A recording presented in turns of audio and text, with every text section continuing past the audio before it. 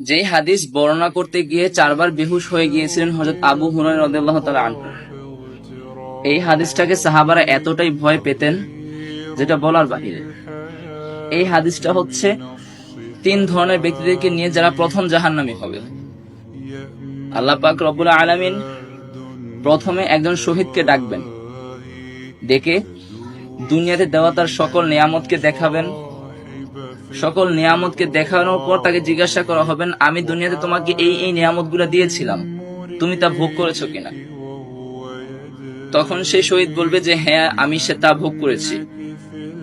তখন আল্লাহ বলবেন, আমার নিয়ামত ভোগ করার পর তুমি আমার জন্য কি করেছো? ওই শহীদ বলবেন যে ইয়া আল্লাহ, আমি আপনার রাস্তায় শহীদ হয়েছি। আল্লাহ বলবেন তুমি মিথ্যুক। ফেরেশতাদেরকে বলবেন তাকে মুখ থাবড়ে জাহান্নামে ফেলে দেওয়া হোক।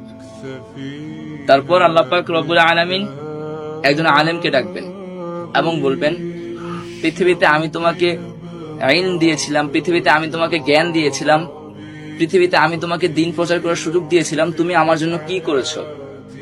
তখন ওই আলেম বলবে, হে আল্লাহ, আমি আপনার রাস্তায় দিন প্রচার করেছি, আমি মানুষকে কোরআন শিক্ষা দিয়েছি, আমি মানুষকে হাদিস শিক্ষা দিয়েছি। আল্লাহ বলবেন, মিথ্যে কথা, তুমি এই কারণে জ্ঞান অর্জন করেছো কারণ মানুষ তোমাকে বড় কারি বলবে, মানুষ তোমাকে বড় আলেম বলবে। তুমি চেয়েছো দুনিয়াতে যেন তোমার ডাক নাম হয়, তা তুমি দুনিয়াতে পেয়ে গেছো। তখন আল্লাহ ফেরেশতাদেরকে বলবেন তাকে মুখ থুবড়ে জাহান্নামে ফেলে দিয়ে আসো।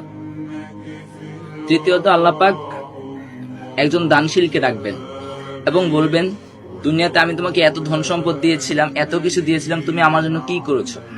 তখন ওই দানশীল বলবেন, ইয়া রব্বুল আলামিন, দুনিয়াতে আমি আপনার রাস্তায় দান সদকা করেছি।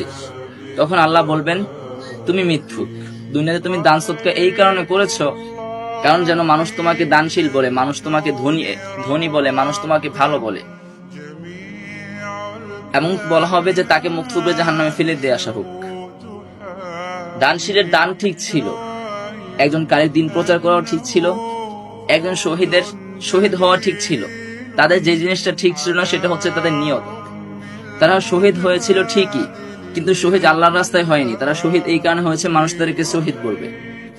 সে কারি হয়েছিল ঠিকই, কিন্তু আল্লাহর রাস্তায় কারি হয়নি। সে কারি এই কারণে হয়েছিল মানুষ তাকে কারি বলবে।